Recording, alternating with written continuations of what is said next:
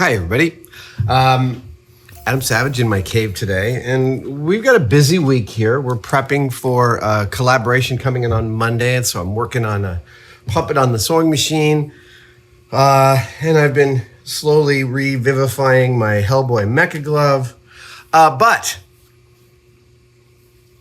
in the middle of all of this, I have been inspired to tackle something I haven't tackled for like 3 years, which is this stand behind me, this 36-inch by 96-inch shelf that Asa Hillis built for me.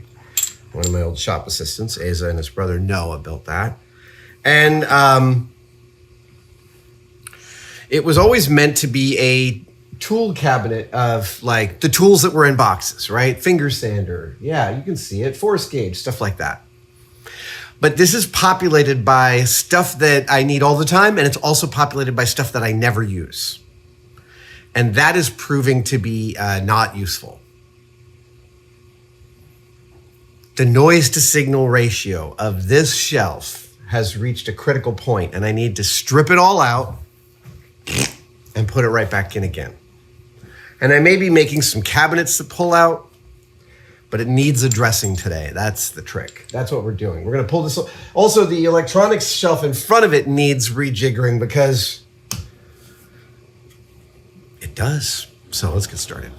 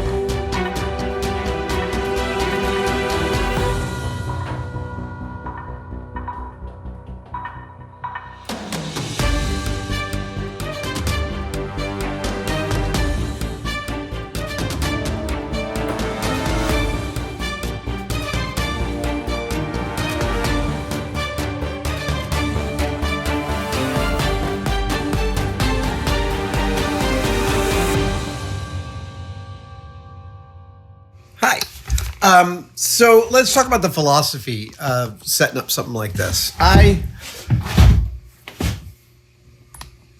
The central, it's mostly there. But my central shop philosophy is one that I like to call first order retrievability, which is that the things that I need regularly are easy to get to. In general, I set up each tool so that the things I mission critically need with each of those tools is set out for me and near my reach. And then this is sort of like the one half step removed from immediate retrieval. So this is where I keep extension cords and hot glue, blow dryers, all things that make stuff hot, hot plates, hot glue pots, hot irons, hot blow guns. And then up here, I've never used my Milwaukee hammer drill. I need it in the shop. It's an important tool, but I think it can live way up there. I got some of my fluke tools here. I got routers now. All the routers are here. The fact is that the stuff we make in our shops changes over time. Sorry for shifting positions like that. The stuff we make in our shop changes over time. And for me, I used to have just like one little drawer for electronic kit pieces. And I have to admit that drawer has to move to a box and go live somewhere, or a cabinet. I might even need a cabinet of electronic kit stuff because there's so much of it. There's jumper leads and there's brains and small Raspberry Pis and instrumentation and all sorts of relay banks and crap like that. And for instance, this drawer was housing all my sharpening stones. I've built a fairly reasonable complement of sharpening stones over the last several decades. But also recently I received, a couple of years ago, I got one, TS Prof, Russian knife sharpening system, and it is like phenomenal. And it does everything that I need it to do for chisels and blades. And so I took all the stones and their powders and their compounds out of this drawer and put it in a briefcase next to the other sharpening stuff. It's also like if you're going to move something's location, like I'm always trying to move it where my brain would think that it is. So I know that I keep my TS Prof over there underneath one of the workbenches. So I feel safe in taking my sharpening stones and putting them near there, because in 6 months where I'm like, I need a sharpening stone. Wait a minute. I put those somewhere clever. Where did I put them? Probably near the sharpener. This is absolutely key to shop organization. Don't get more complex than that. First thought is your best thought. So take an object and think to yourself, where would I look for this if I needed it right now? For years, it lived right next to the slop sink, but now it lives under my workbench. And I made that move slowly and carefully. I had 2 of them set out for a while. So this is a vastly improved, much more useful. And look, I've even got some baby fat up there.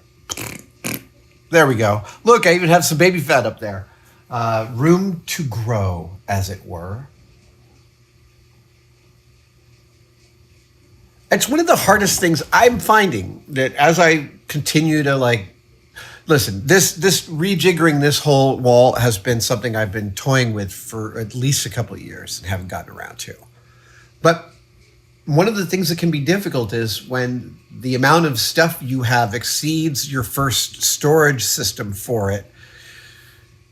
Where does that excess go? And it's an important question to ask. And so like taking this apart and laying everything out so I can see it, and taking the stuff that I'm not going to need soon and putting it into deep storage, that's part of that. And then also really recognizing, for instance, that I need an entire box of leads and I need an entire drawer just for my electrical meters.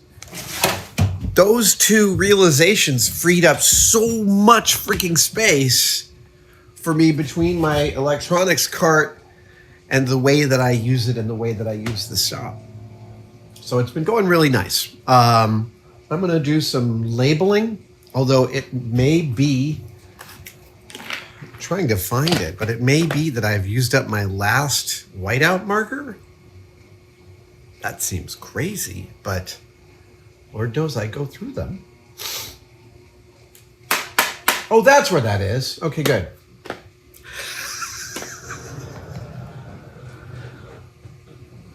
That's up on the roof. All right, we're going to get to some holy labeling.